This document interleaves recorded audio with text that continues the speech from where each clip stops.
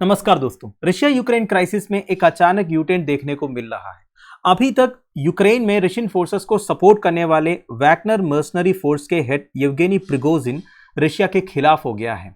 उन्होंने रशिया के top military leadership को चैलेंज किया है और एक स्टेटमेंट इशू किया है उनके फोर्सेस सथेन रशिया के रोस्टोव ऑन डॉन करके एक सिटी को कैप्चर किया है करके। उनका ऑब्जेक्टिव यह है रशिया के टॉप मिलिट्री लीडरशिप को रिमूव कर। अब तो वैगनर मर्सनरी फोर्स के head Yevgeny Prigozhin Russian president Vladimir Putin को भी क्वेश्चन कर रहा है कि यूक्रेन को क्यों इन्वेड किया। वैसे रशियन प्रेसिडेंट व्लादिमीर पुतिन की तरफ से ऑलरेडी स्टेटमेंट आया है कि जितने लोग रशिया के खिलाफ खड़े होंगे वो फियर्स पनिशमेंट के लिए रेडी हो जाए। उन्होंने वैगनर फोर्स के इस एक्टिविटी को एज ए म्यूटिनी डिस्क्राइब किया, पर येवगेनी प्रिगोजिन रुकने के लिए तैयार नहीं है। उन्होंने ऑलरेडी क्लेम किया है कि southern city of Rostov on Don को उनके फोर्सेस ने कैप्चर किया है और उन्होंने मोस्ट रीसेंटली यह तक बोला है Russia will have a new president. वैसे वैगनर ग्रुप की बात किया जाए वो एक प्राइवेट आर्मी ऑफ मर्सनरीज है। मर्सनरीज का मतलब क्या होता है? मतलब देखिए, वो कोई आर्मी का पार्ट नहीं है। एक पर्टिकुलर आर्मी में सर्व करने के लिए उनका प्रोफेशनल सर्विस हायर किया जाता है। तो इस तरह एक प्रोफेशनल सोल्जियर जो एक फॉरेन आर्मी के लिए सर्व करने के लिए हायर किया जाता है ना, उन्हें आप मर्सनरी बोल सकते हैं। तो ये वैगनर ग्रुप जो है एक प्राइवेट आर्मी ऑफ मर्सनरीज है। मतलब इस ग्रुप में अभी के हिसाब से tens of thousands of Wagner troops है।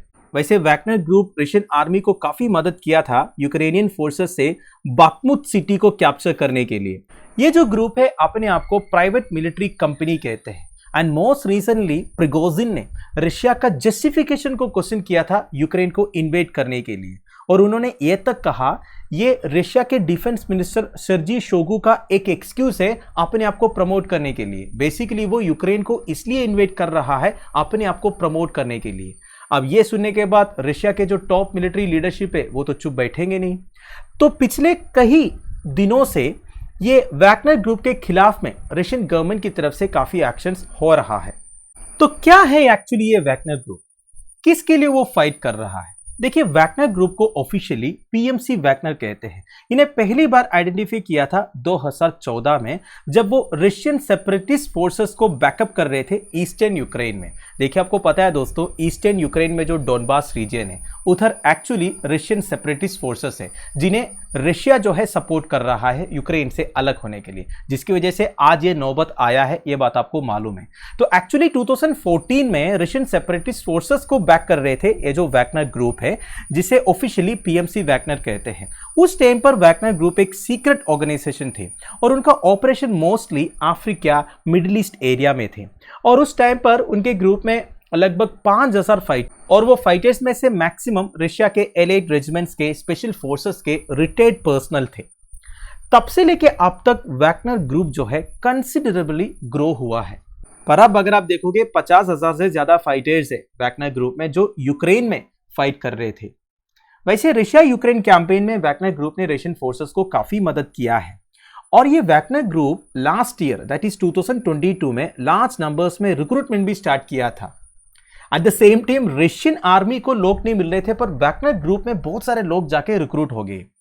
And recently US national security council का एक रिपोर्ट आया इस वैगनर ग्रुप के बारे में। उनके हिसाब से वैगनर ट्रूप में 80% ऑफ पर्सनल जो है प्रिजन से रिक्रूटेड है, बेसिकली जिनका क्रिमिनल रिकॉर्ड है।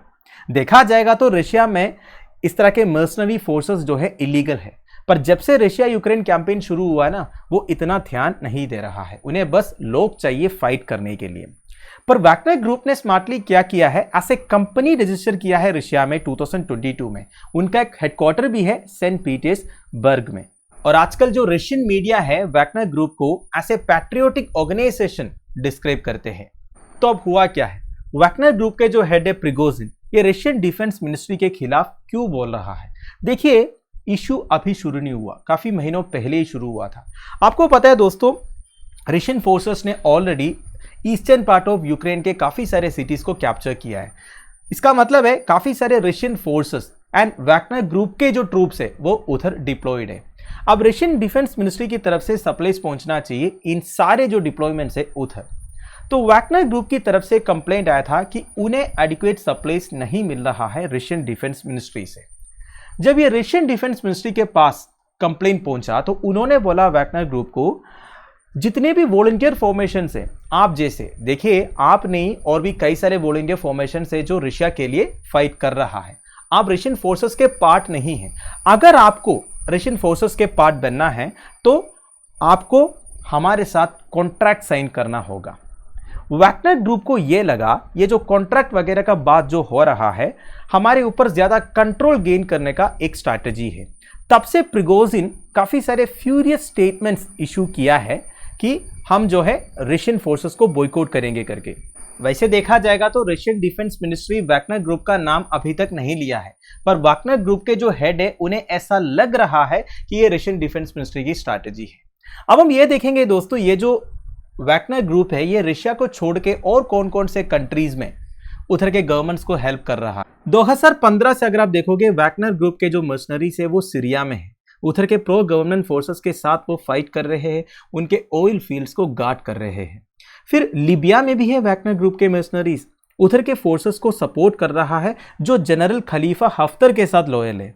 फिर रिपोर्ट आया था कि सेंट्रल अफ्रीकन रिपब्लिक CAR भी वैगनर ग्रुप को इन्वेड किया है उनके डायमंड माइंस को गार्ड करने के लिए। और ऐसे भी रिपोर्ट्स आए थे कि सूडान में गोल्ड माइंस को ऑलरेडी वैगनर ग्रुप के मर्सनरीज गार्ड कर रहे हैं करके। तो दोस्तों that's it. Having said all this, Wagner group के खिलाफ में काफी सारे कंप्लेंट्स भी आए हैं। यूनाइटेड नेशंस का एक रिपोर्ट के हिसाब से वैगनर ग्रुप के कुछ मर्सनरीज रेप, मर्डर वगैरह कमिट किया है, इवन वो सिविलियंस को भी मारा है। तो रशियन प्रेसिडेंट व्लादिमीर पुतिन के सामने ये जो प्रॉब्लम उभर के आया है ये कोई छोटा मोटा प्रॉब्लम नहीं है। अब टाइम ही बताएगा रशियन प्रेसिडेंट इस प्रॉब्लम को डिप्लोमेटिकली या अनडिप्लोमेटिकली सॉल्व करेंगे। आपको क्या लगता है आप कमेंट बॉक्स में बता दीजिएगा। Thank you for watching, bye bye, have a nice day.